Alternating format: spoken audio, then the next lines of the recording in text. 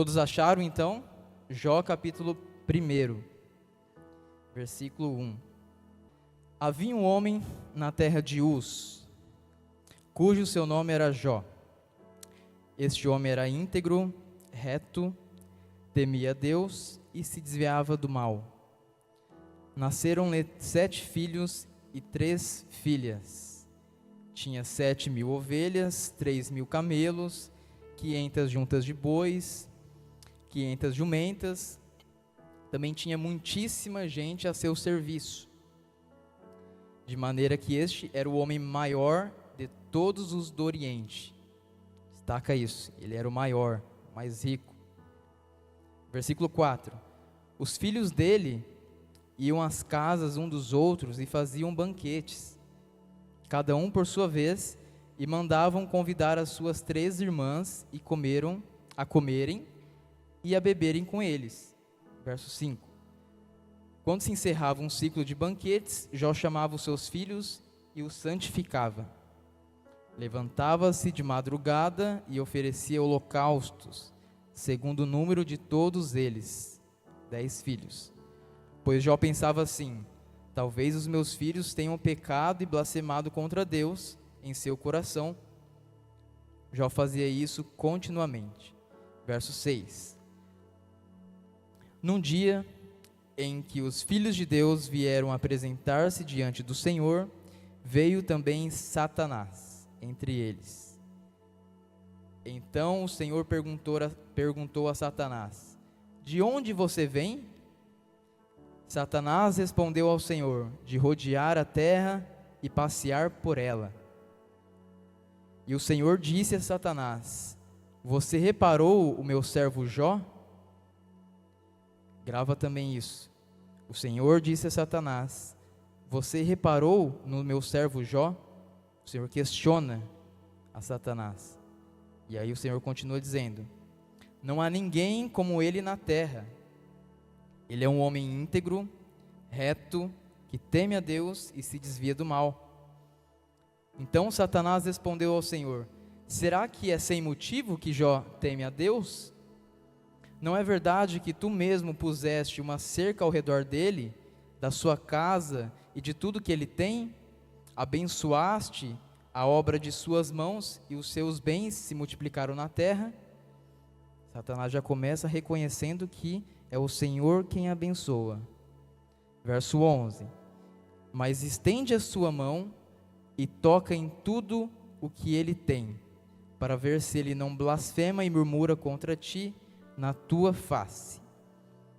Então o Senhor disse a Satanás: você pode fazer o que quiser com tudo o que ele tem. Aleluia. Só não estenda a mão contra ele. Então Satanás saiu da presença do Senhor. Continuando o verso 13. Um dia, quando os filhos e as filhas de Jó comiam e bebiam, vinham na casa do irmão mais velho, veio um mensageiro a Jó e lhe disse: os bois estavam lavrando e as jumentas estavam pastando junto a eles. De repente, os sabeus atacaram e levaram tudo. Mataram os servos a fio de espada. Só eu consegui escapar para trazer a notícia.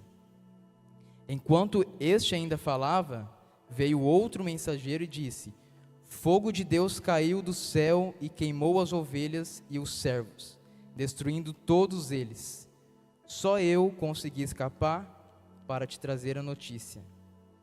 Enquanto este ainda falava, veio outro mensageiro e disse: os caldeus se dividiram em 3 bandos, atacaram os camelos e os levaram embora. Mataram os servos a fio de espada, e só eu consegui escapar para te trazer a notícia. Também este ainda falando, quando veio outro e disse: os seus filhos e as suas filhas estavam comendo e bebendo vinho na casa do irmão mais velho. De repente, eis que se levantou um vento muito forte do lado do deserto e bateu contra os 4 cantos da terra. Ela caiu sobre os jovens e eles morreram. Só eu consegui escapar para te trazer a notícia. Verso 20. Então Jó se levantou, Jó se posicionou, rasgou o seu manto, rapou a sua cabeça, prostrou-se em terra e adorou. Verso 20, e disse: Nu saí do ventre de minha mãe, e nu voltarei. O Senhor me deu, e o Senhor pode tomar. Bendito seja o nome do Senhor. Em tudo isto Jó não pecou, nem atribuiu a Deus falta alguma. Jó capítulo 2, verso 1. Num dia em que os filhos de Deus vieram apresentar-se diante do Senhor, veio também Satanás. Aqui Satanás é a figura do acusador, tá? Então é o que acusa. E apresentou-se diante do Senhor. Então o Senhor perguntou a Satanás: de onde você vem? Satanás respondeu ao Senhor: de rodear e passear pela terra. E o Senhor disse a Satanás: você reparou no meu servo Jó? O Senhor pergunta de novo aqui por quê? Porque Deus, o Senhor, já tinha dado a permissão para Satanás, ou acusador, tocar na vida de Jó. Mas primeiro ele atingiu o quê? Os bens e os filhos. Agora, no capítulo 2, nós estamos lendo sobre a segunda provação de Jó. E aí o Senhor continua: não há ninguém como ele na terra. Ele é um homem íntegro, reto, que teme a Deus e que se desvia do mal. Aí o Senhor fala: ele ainda conserva a sua integridade. Ou seja, embora você tenha tocado, ele ainda é íntegro, ele ainda é completo em mim. Embora você me incitasse contra ele, é o Senhor dizendo a Satanás, para destruí-lo sem motivo. Então Satanás respondeu ao Senhor: pele por pele. Um homem é capaz de dar tudo o que tem pela sua vida, mas estende a sua mão e toca nos ossos e na carne dele, para ver se ele não murmura e blasfema contra ti na tua face. Então aqui, Satanás ataca a saúde de Jó. Atacou os bens, atacou os filhos, e ele está atacando aqui a saúde de Jó. E aí o Senhor vai lá e permite, no verso 6. Então o Senhor disse a Satanás: você pode fazer com ele o que quiser, mas poupe-lhe a vida. Ou seja, trata aquilo que você quer fazer com Jó, aquilo que você quer tratar, mas deixa ele vivo. É o Senhor ordenando a Satanás. Então Satanás saiu da presença do Senhor e feriu Jó com tumores malignos, desde a planta do pé até o alto da cabeça. Jó, sentado em cinza, pegou um caco de barro para com ele raspar as feridas. Então a mulher dele disse, a mulher de Jó: você ainda conserva a sua integridade? Uma pergunta. E aí ela afirma: amaldiçoe esse Deus e morra. Jó respondeu à sua mulher: você fala como uma doida. Temos recebido de Deus o bem, por que não receberíamos também o mal? Em tudo isto, Jó não pecou com os seus lábios. E aqui eu paro para fazer uma reflexão com vocês. Aqui Satanás, como eu disse, ele está na figura do acusador. Quando o Senhor, ele reúne, ele faz essa audiência celestial, e eu quero acreditar que seja com os anjos celestiais, quem aparece é o Satanás, é o acusador. Só que quem apresenta Jó pro acusador é o Senhor. E ficou muito claro ali, na leitura que fizemos, que Satanás, a primeira tese, o primeiro achismo de Satanás contra o Senhor é o quê? É uma acusação, dizendo: olha, primeiramente, ele adora porque o Senhor dá. Então é fácil, se for assim, até eu adoro, em outras palavras, no contexto atual, né, no mundo de hoje. Então assim, o Senhor dá, é claro que adora. Então veja, aqui, a primeira tese de Satanás contra Jó, o objeto aqui é Jó. Quem está acusando é Satanás. Quem está sendo acusado é o Senhor. Então, primeiramente, Satanás acusa o Senhor e não Jó. Ousado, né? Então, Satanás inicia a sua acusação, primeiramente, contra o Senhor, versículo 10 e 11 do capítulo 1. E eu vou ler de novo. Versículo 10. Não é verdade que tu mesmo puseste uma cerca ao redor dele, ou seja, uma proteção?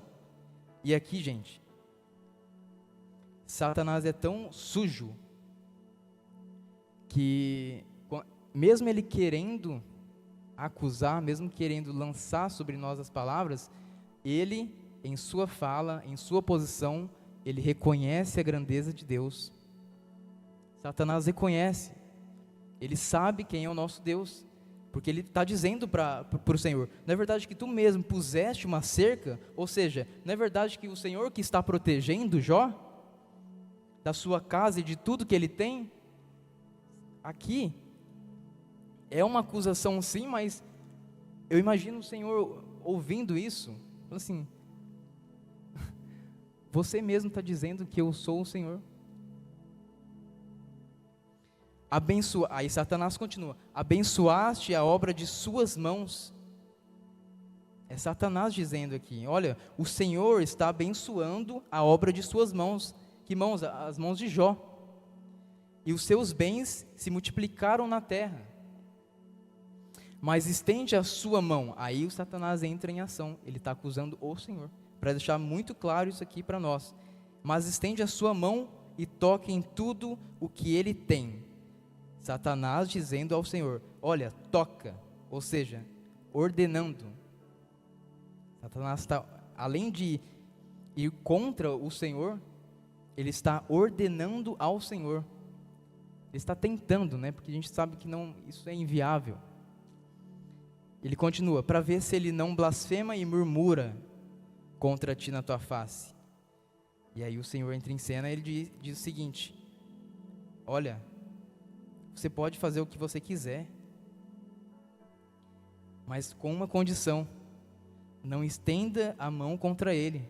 Ou seja, você mesmo está dizendo que eu estou cercando ele, você mesmo está dizendo que eu estou abençoando ele. Se você quer tocar, se você acha que ele está fazendo isso por interesse, que isso é um suborno, tá bom, então toca na vida de Jó, com uma condição, não estenda a mão sobre ele. Então, a primeira tese, o primeiro achismo é sobre isso. Satanás, ele quer mandar no Senhor, mas isso não é possível, isso é impossível. E quando Satanás tenta, na mesma hora ele perde, porque ele tenta contra o Senhor. Aí o Senhor fala, você quer fazer? Faz, não fica discutindo ali, já que você quer fazer, faz. Então, até então, no versículo 11 que lemos, Satanás não tinha permissão de mexer na estrutura de Jó. Deus deu a permissão a partir do verso 12. E aí, eu, refletindo sobre essa ousadia de Satanás, muito corajoso, eu pensei, nos dias de hoje, continua a mesma situação, é o mesmo cenário, não muda nada. Não muda nada, tem 3 personagens aqui, 3 figuras, Satanás, que é o acusador, o Senhor, que é o acusado, e o objeto da acusação, que é Jó. Aqui não é uma aula de direito, tá? Estou falando tese e objeto da acusação, mas é só para ficar muito claro, 3 personagens e o acusado aqui é o Senhor por enquanto. E nos dias de hoje, o que acontece? Ele continua acusando, ele continua tentando mandar no Senhor, ele continua também reconhecendo que se somos abençoados, se somos fiéis a Deus, isso daí é porque a misericórdia do Senhor nos alcança. Então Satanás reconhece isso. Isso é muito claro aqui. Então é uma função típica, é a função dele de acusar. Ele faz isso. Mas nós temos o advogado fiel, que é o Senhor Jesus Cristo. E em João 10:10 diz o seguinte: o ladrão, ele vem para matar, para roubar e para destruir. Mas o Senhor Jesus Cristo, o nosso Deus, ele veio para que tenhamos vida, e não só vida, mas que tenhamos vida com abundância. É uma abundância de vida. Então, Satanás continua acusando nos dias de hoje. Mas também o nosso Deus, ele nos prometeu vida e vida com abundância. Nosso Deus continua abençoando, nosso Deus continua cercando, e isso é maravilhoso. Então, a nossa situação atual não é muito diferente da de Jó. E o Senhor veio para que tenhamos vida e vida com abundância. Grava isso no seu coração. Satanás vai continuar acusando, ele vai continuar colocando na nossa mente, ele vai continuar tentando mandar em Deus, tentando atingir o nosso interior, mas nós temos que nos posicionar, crer na palavra. Está escrito isso. Na mesma Bíblia que diz que Jó sofreu, também teve restauração. Nós vamos ver isso. E também na mesma Bíblia diz que existe o ladrão, que é o acusador, é Satanás. E ele mata, ele rouba, ele destrói. Mas Deus, ele dá vida. Nós temos vida com abundância. Segunda tese, ou achismo de Satanás aqui. Satanás ataca a saúde de Jó, versículos 4 ao 7 do capítulo 2. Vamos ler. Então Satanás respondeu ao Senhor. Isso aqui é quando o Senhor fala, ele ainda conserva a sua integridade. Embora você tenha mexido na estrutura de Jó, atacado os filhos, atacado os bens. Gente, Jó era o homem mais rico do Oriente. Assim, ó, nós temos um carro, nós temos uma casa, nós temos algo, ele era o mais rico. Se você perdesse o seu carro hoje, se você perdesse a sua casa, qual que seria o impacto disso? Jó era rico, era o mais rico. Versículo 4 ao 7 do capítulo 2. Então Satanás respondeu ao Senhor, pele por pele. Um homem é capaz de dar tudo o que tem pela sua vida. Satanás está achando que Jó vai ir contra o Senhor, porque Satanás vai atingir a vida dele, a saúde dele. Verso 5. Mas estende a sua mão e toca nos ossos e na carne dele, para ver se ele não blasfema e murmura contra ti na tua face. E aí, verso 6, o Senhor diz a Satanás, você pode fazer com ele o que você quiser, mas poupe-lhe a vida. Então Satanás saiu da presença do Senhor e feriu Jó com tumores malignos, desde a planta do pé até o alto de sua cabeça. Então Satanás atinge a saúde de Jó. A situação atual de Jó era a seguinte: há pouco ele era o mais rico, com muitos gados, jumentas, com muitos bens, com filhos maravilhosos, com 10 filhos, 7 homens e 3 mulheres, e estava tudo certo. E agora, acontece mais uma coisinha, que é a saúde dele. Então, além disso, além de perder bens, além de perder filhos, além de perder sua riqueza, ele está doente. Ele está com tumores malignos. Então, Satanás aqui, ele soube que o ataque contra os bens e contra os filhos de Jó não rendeu. Olha, já que não deu certo atingir a riqueza dele, poxa vida, agora eu sei que o coração dele não estava naquilo. Então vamos ver, pele por pele. Então, se eu atacar a saúde, muito provavelmente ele vai ir contra o Senhor. Então, Satanás pensou que Jó fosse atacado e fosse contra. Ou melhor, Satanás atacou Jó e ele pensou que ele fosse contra o Senhor. Então, Satanás queria provar que ninguém ama a Deus mais do que a si mesmo. Aí o ataque pessoal contra Jó. E num breve resumo, eu também faço uma pausa aqui. Então, até então, Jó é atacado, o Senhor apresentou Jó a Satanás, ele é atacado, ele perdeu os seus bens, ele perdeu sua riqueza, tudo que tinha, os seus filhos, a sua mulher também foi contra ele. Então, Jó estava numa depressão profunda, eu imagino ele se coçando aqui, coçando as feridas com caco.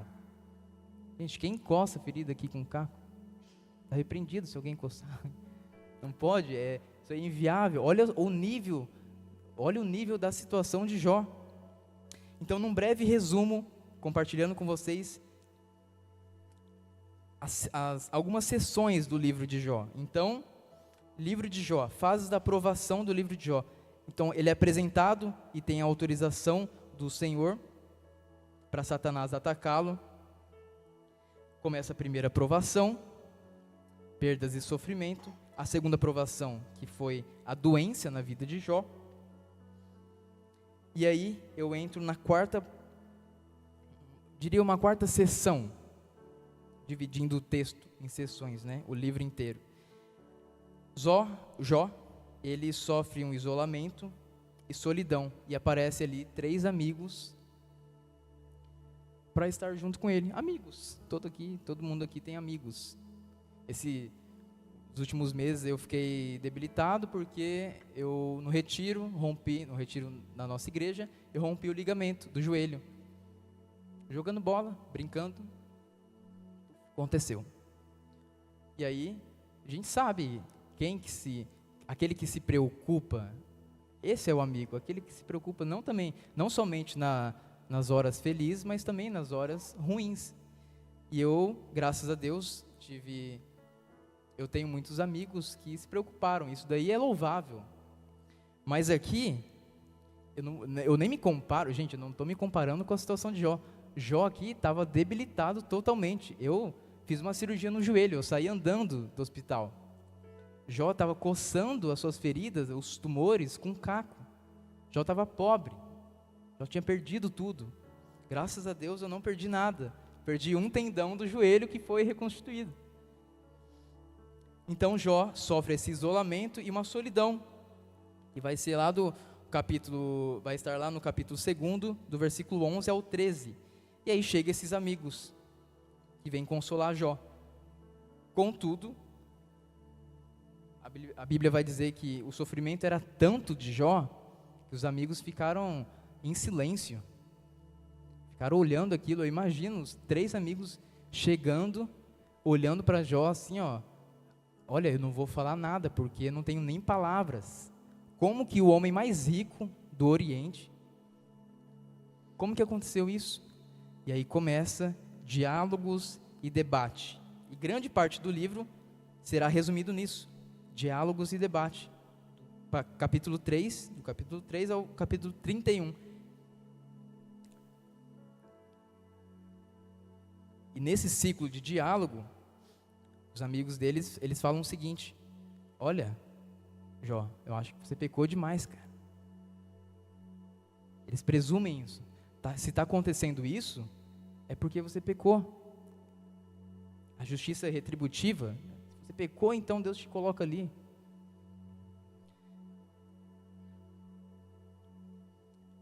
E aí, Jó vai dizer o seguinte: olha, eu sou inocente. Ele também está buscando entender o motivo da sua aprovação. E no capítulo 23, ele vai dizer o seguinte, lembrando que os diálogos e debate é do capítulo 3 ao 31. Mas no 23 ele clama aqui uma oportunidade de se apresentar a Deus, explicando a sua situação.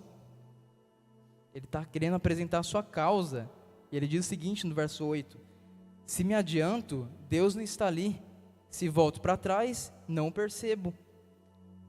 Se ele age à minha esquerda, não o vejo. Se ele esconde à minha direita, não o enxergo. Vai pensando no lamento de Jó.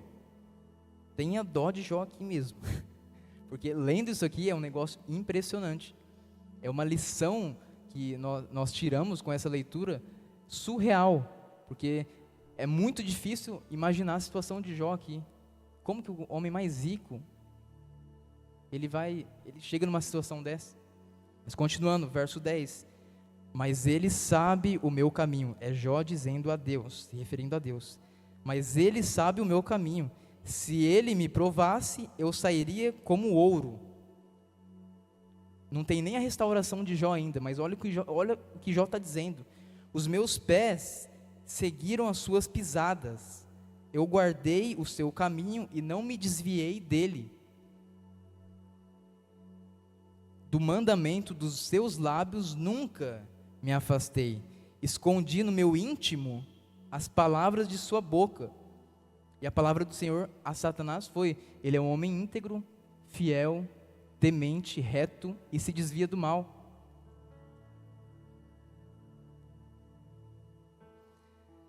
Então, temos aqui 3 amigos que estavam acusando Jó. Falando: olha, que se está acontecendo isso é porque você pecou demais. Aconteceu alguma coisa aí. E Jó fala: meu Deus, não, eu quero uma audiência com o Senhor. Eu quero entender sobre isso, porque eu nunca me desviei dos seus passos. E aí tem um interlúdio. Chega no capítulo 32 ao 37 e aparece Eliú, que é um amigo, é o 4º amigo de Jó. E ele é muito mais jovem que os outros. E aí, aqui, esse amigo, ele critica tanto Jó, quanto os 3 amigos que proferiram palavra maldosa. Qual que é a fala de Eliú? Ele defende o sofrimento, que o sofrimento pode ser a disciplina, o sofrimento que Jó está passando pode ser a disciplina para o bem e não a punição. Então critica Jó, pode ser a disciplina sim, mas não a punição, ou seja, os 3 amigos estão errados na visão de Eliú. Então Eliú, veremos lá no capítulo 42, verso 7, que ele não é repreendido contra o Senhor. Esse é o amigo fiel. Esse é quem nós devemos olhar e falar: cara, eu acho que o Mateus ali, ele pode ser um Eliú na minha vida. Ele pode chegar em mim e criticar sim a minha situação, mas também me colocar no lugar certo. Ele pode me criticar e afastar aqueles que estão dizendo algo maldoso a meu favor, contra mim. Eliú aqui é um exemplo. No capítulo 42, verso 7 vai dizer o seguinte: porque vocês não falaram a meu respeito o que é reto. É o Senhor aqui repreendendo os 3 amigos de Jó. E ele destaca que são os 3 amigos, ou seja, Eliú, sendo mais jovem, aparecendo depois, ele é muito mais sábio. É um amigo sábio.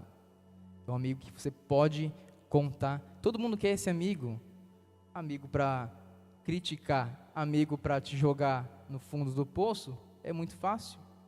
Contenda é muito fácil. Você sai na rua hoje, se você atravessar fora da faixa, você arruma um contenda com um carro. Não devemos fazer isso. Atravessemos na faixa. Esperemos o sinal. Amém? A seção 7 aqui. Lembrando que eu estou dividindo o livro de Jó. Então tem uma intervenção de Deus. Capítulo 38 ao capítulo 41. Nesse tempo todo, Deus, o Senhor, Ele está em silêncio. Acontece tudo com Jó. Ele perde tudo que eu estou relatando aqui. Ele perde os bens, Satanás mexe na vida dele, quanto à saúde. E aí ele pede essa audiência a Deus, ao Senhor. Olha, eu quero me apresentar diante de Deus, o Senhor. E o Senhor fica em silêncio. Quem gosta aqui de não ter resposta? É horrível. Eu sou noivo da Vitória, graças a Deus pela vida dessa mulher maravilhosa, e quando a Vi não consegue me responder, eu já fico meio doido, porque eu estou precisando de uma resposta. É algo urgente, eu estou saindo do trabalho, eu preciso saber se eu vou pegar ela ou se eu vou para outro lugar. E aí eu não tenho essa resposta. O que acontece? Começo a ligar. A gente faz isso, não respondeu, não visualizou, para quem tem a visualização ativa no WhatsApp, não visualizou, vou ligar, eu apelo, eu subo, né, um nível. E aí, isso não atende. Eu ligo, não atende. Meu Deus do céu, aconteceu alguma coisa. A pessoa fica tremendamente nervosa. Mas graças a Deus a Vitória tem me respondido, né, amor? Eu respondo ela também, muito rápido. Mas aqui a situação de Jó é muito diferente. Jó está passando por tudo isso, ele está sofrendo, ele está sem os seus bens, sem os seus filhos, quase morrendo, com um tumor maligno, e Deus não responde ele. Mas Deus decide responder no capítulo 42. Deus fala através de um redemoinho. Capítulo 38 ao 41, melhor dizendo. Deus fala através de um redemoinho. Então Deus responde a Jó com perguntas sobre a criação e governo do mundo. E aí, imagina sofrer, achar que vai morrer, perder tudo, não ter resposta.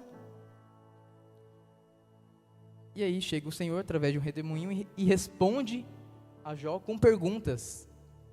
Ou seja, Jó estava querendo as respostas. Olha, por que está acontecendo isso comigo? E aí Deus não responde Jó. Entenda que Deus não é obrigado a responder as nossas dúvidas. Jó aqui era um homem íntegro, reto, temente, e que se desviava do mal. E mesmo assim, Deus, o Senhor, não o respondeu. E aí tem um confronto divino. Deus mostra a limitação humana diante da sua soberania e sabedoria. Quando o Senhor responde a Jó com perguntas, o Senhor automaticamente coloca Jó no lugar dele, porque o Senhor não é obrigado a responder as nossas perguntas. Então Jó se humilha, ele reconhece a sua pequenez, ele se arrepende de suas palavras precipitadas. Então Jó passa por toda a provação, fica sem resposta. A provação inicia-se no capítulo 1, Jó obtém resposta somente no capítulo 38, e respostas essas são perguntas. Ou seja, Jó ainda está sem resposta. Mas o Senhor responde ele para o quê? Não querendo satisfazer o desejo dele. Qual que é o desejo dele? Por que está acontecendo isso comigo? 3 amigos me acusam, um fica ali e tal, meio termo, mas também não me acusa, é um amigo eficaz, e aí eu estou perguntando ao Senhor, e não tenho resposta. E aí o Senhor vem e responde com pergunta. Isso parece um conflito, né? Diariamente, obviamente nós somos sociais, seres sociais, e nós dialogamos com pessoas. Quando você pergunta, olha, você está bem? Aí a pessoa, não, mas você está bem? Não quer me responder então, se está bem? Parece um negócio assim. Eu imagino Jó sofrendo, sem nada. E eu reitero aqui, não era um carro, não era uma casa, não era um Takamine, um violão muito top, né? Não era uma bateria da DW, não era isso que custa 100 mil reais, 200 mil reais, não era isso. Era a riqueza de Jó, era a família de Jó, os filhos, e era a saúde de Jó. Para bater um homem, mexe na saúde, qualquer gripe, o cara já fica meio abatido, ele quer tomar um cimegripe, ele quer tomar um chá que nunca tomou, crendo que aquilo vai resolver a situação dele. Porque o homem fica abatido. Então Jó fica sem resposta. Grava isso. A provação começa lá no capítulo 1, e ele vai ter resposta só no capítulo 38. E aí, capítulo 42, começa a restauração e a bênção final. E é aí que eu quero chegar. Primeiro Deus começa a repreender os amigos. Deus reprova os 3 amigos e ordena que façam sacrifícios. E Jó ora por eles. E no capítulo 42 vai dizer o seguinte: enquanto Jó orava, Deus restaurou Jó. Deus restaura a sorte de Jó, dando-lhe o dobro de tudo que possuía antes. Nesse trajeto aqui, temos o seguinte: perseverança, temos esperança, temos confiança. Por quê? O inimigo mexeu sim nos bens, o inimigo mexeu sim na saúde, nos filhos, até a mulher dele foi contra ele. Imagina, não tinha ninguém. A mulher foi contra, poderia recorrer para um amigo. 3 amigos vão lá nele, acusam ele. Um amigo ali salva o grupo. E mesmo assim, Jó está abatido. Mas quando Jó, ele ora pelos seus amigos, quando Jó entrega aquilo que ele tem, aquilo que é a essência da adoração, nós cantamos aqui, tu és a essência, o Senhor é a essência. E foi falado aqui sobre o firmamento. Cristo é o nosso firmamento. Então quando Jó ora por eles, pelos 3 amigos, acontece a restauração de Jó. Acontece aqui porque o Senhor permitiu. Não somente porque ele apenas orou pelos amigos. Não pense que você vai orar pelo seu inimigo ali, o seu amigo que está dizendo mal, está proferindo palavras maldosas ou te acusando, que o Senhor vai abençoar. Não pense nisso.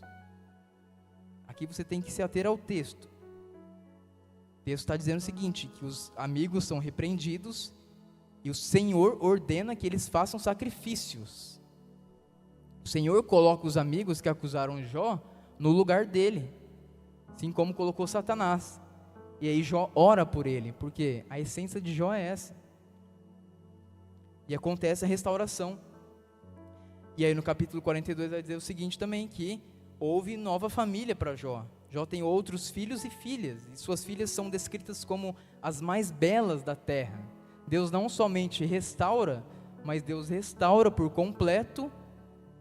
E olha, vai ser melhor do que a situação anterior. E aí o texto, capítulo 42 também diz que Jó viveu 140 anos após sua provação, e ele morreu com uma velhice farta, teve muitos dias. Isto é, ele pôde aproveitar a restauração que Deus fez na vida dele.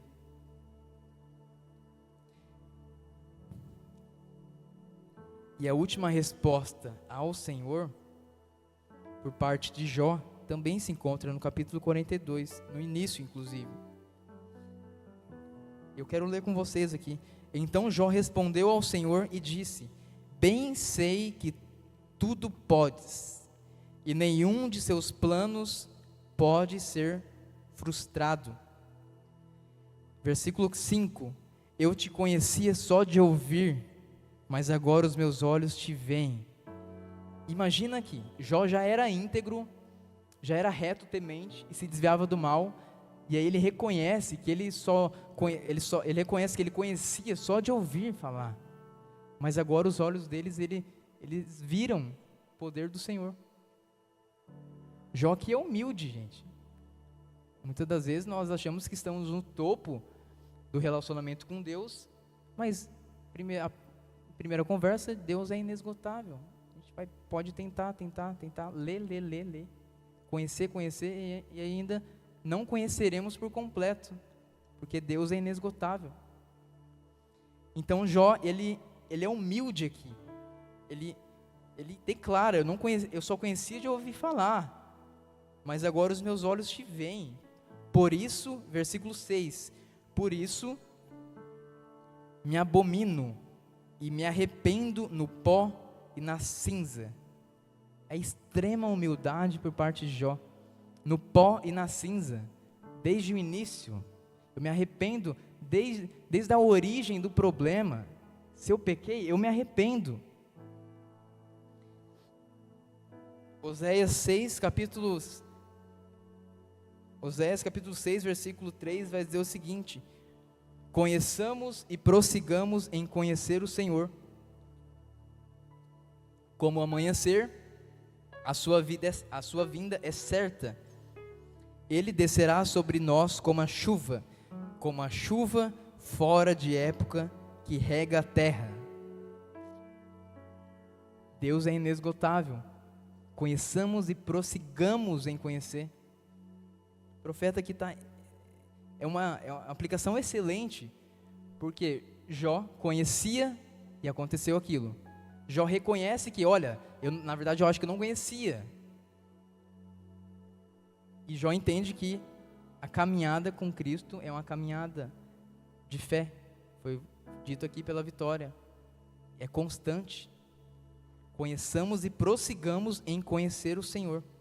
Como a chuva fora de época que rega a terra. É assim que ele aparece, como o amanhecer do sol.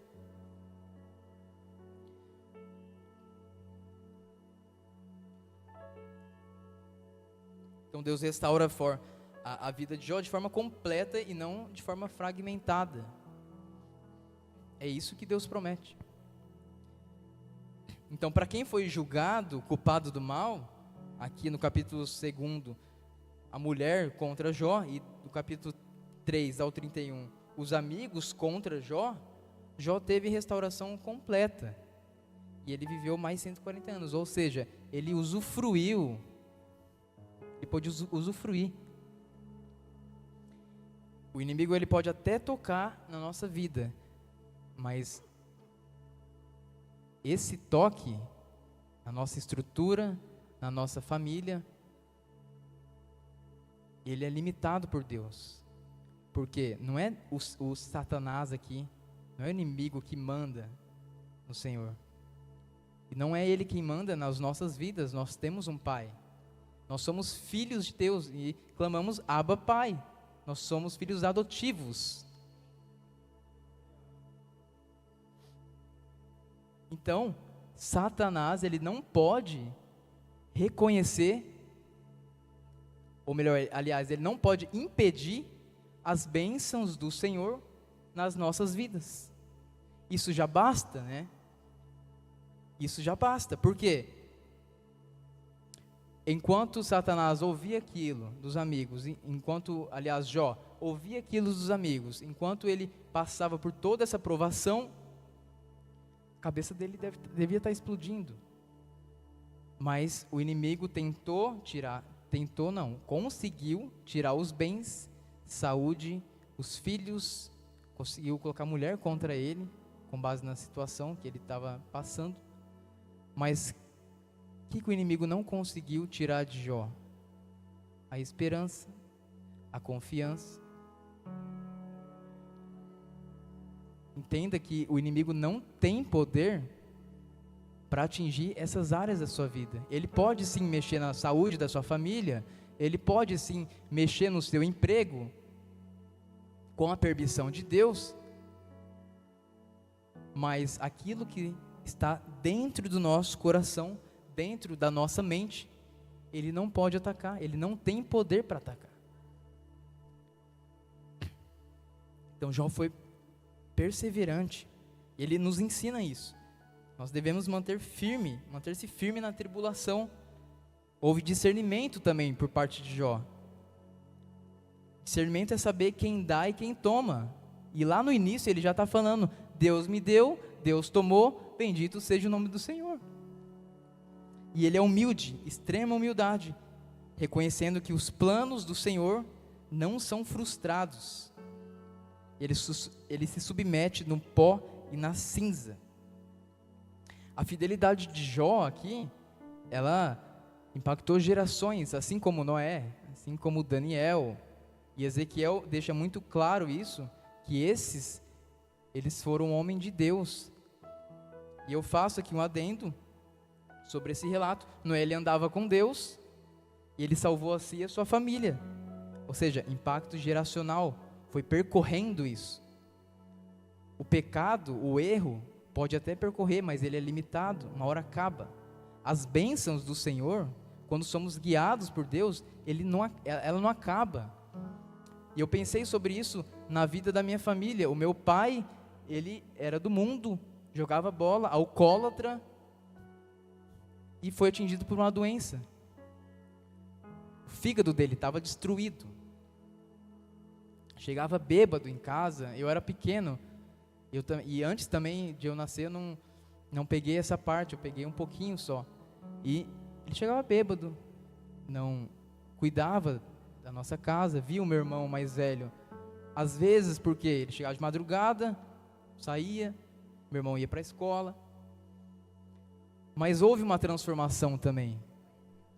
E aí, hoje, eu aqui, meu pai há 20 anos atrás ele transplantou, faz 20 anos já, eu tenho 24, e eu não carrego nenhuma culpa, nenhuma maldição da situação dele, muito pelo contrário, eu carrego a esperança, eu carrego Cristo, ele me apresentou Cristo, ou seja, isso está percorrendo, e não somente a mim, eu tenho mais 3 irmãos, eu tenho sobrinhos, minha mãe é avó, quase embolei tudo aqui, minha mãe ela é avó, então ela tem netos, isso daí está percorrendo, minha sobrinha, ela cita textos bíblicos, ninguém da nossa família está na vida de alcoólatra, ninguém está no mundo, está usufruindo, porque o impacto de um servo de Deus, ele tem impacto geracional, ele não acaba, é a vida com abundância, vai brotando ali, vai jorrando águas. Noé, Daniel e Jó. Daniel foi reconhecido pelas autoridades porque em Daniel havia um espírito excelente, ele era chamado para interpretar visões, sonhos. E aí eu convido vocês a ficarem de pé, já terminar, convido o louvor também. Não devemos depositar nossa confiança nos nossos planos. Jó, ele deixa muito claro isso. Bem sei que tudo podes, e nenhum dos seus planos pode ser frustrado. E é nenhum, tá? Não é alguns, nenhum. Os nossos, sim. Se a gente refletir em um curto período de tempo, muito provavelmente você não pensava que estaria na situação hoje, 5 anos atrás, há 10 anos atrás. Então, os nossos planos são falhos. Acredite nisso, os nossos planos, como seres humanos, eles são falhos. Mas o do Senhor, que Ele é aquele que tudo pode, não falha, não pode ser frustrado um plano do Senhor na sua vida. Você precisa crer nisso. Salmo 51, 10 e 17. Cria em mim, ó Deus, um coração puro, e renova dentro de mim um espírito inabalável. O 17 agora. Sacrifício agradável a Deus é o espírito quebrantado. Coração quebrantado e contrito, não o desprezarás, ó Deus. Deus não despreza um coração quebrantado, contrito, um coração humilde.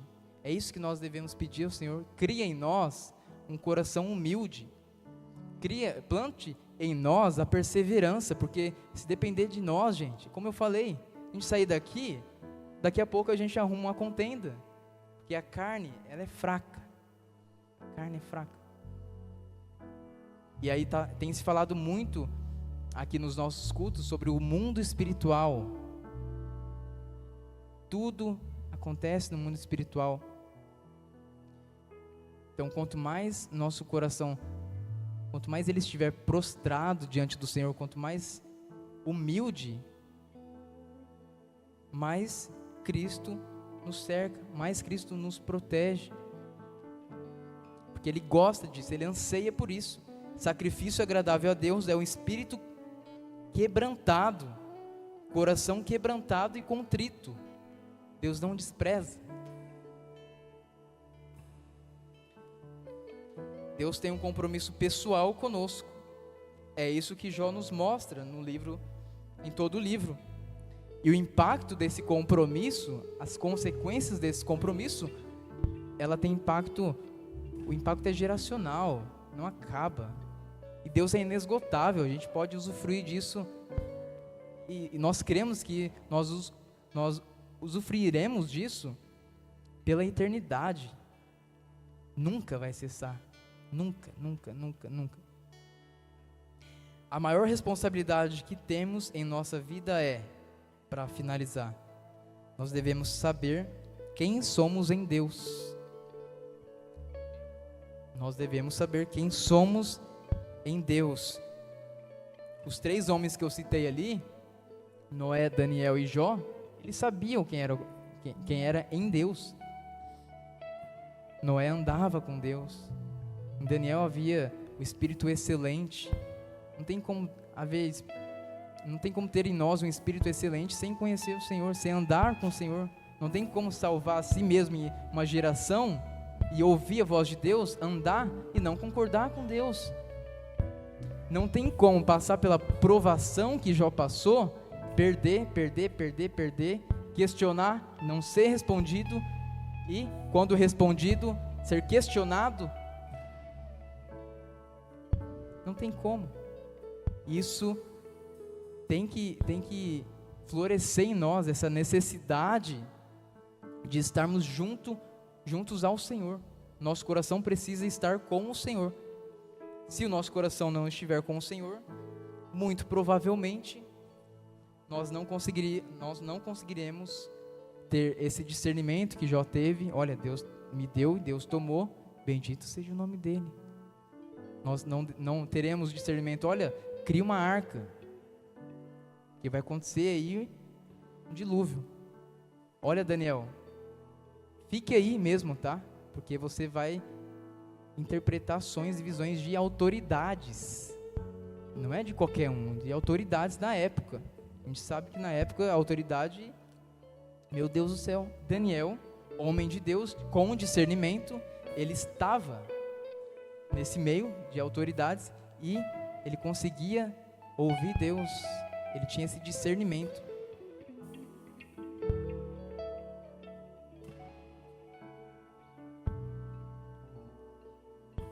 E eu termino essa relação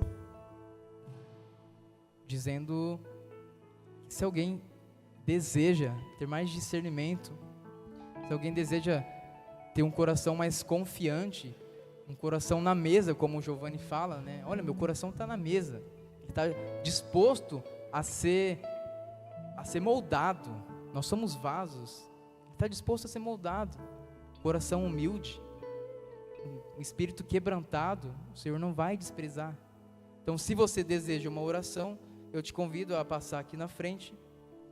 Se você quer reconhecer ainda mais que você precisa melhorar, que aquilo que está em ti é ruim, sim, mas que com perseverança, com humildade, com discernimento, com esperança em Deus, tá?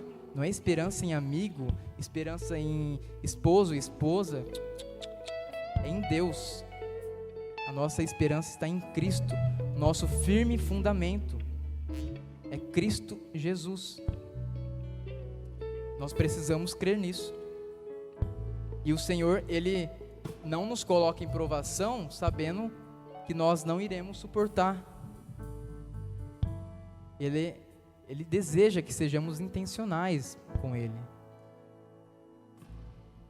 O Senhor aqui, Ele apresentou Jó a Satanás e autorizou para que Jó fosse atacado por Satanás, e só lá depois, anos depois, respondeu a Jó. O que aconteceu com Jó nessa caminhada? Perseverança, confiança. Jó teve discernimento. Então, que em nós, estou batendo nessa tecla porque o Espírito Santo, ele manda dizer isso, que em nós tenha esse coração contrito, esse espírito quebrantado, essa necessidade de sermos sim humildes, dispostos a sermos moldados. Você não é aquilo que o seu pai, o seu irmão, o seu chefe diz que você é. Primeiramente, você é filho de Deus. Já começa por aí, que é uma bênção. Você é filho adotivo. E quando Paulo ele fala lá em Romanos sobre filhos adotivos, ele está dizendo o seguinte: o filho adotivo, ele não é o filho biológico, o filho adotivo ele é escolhido.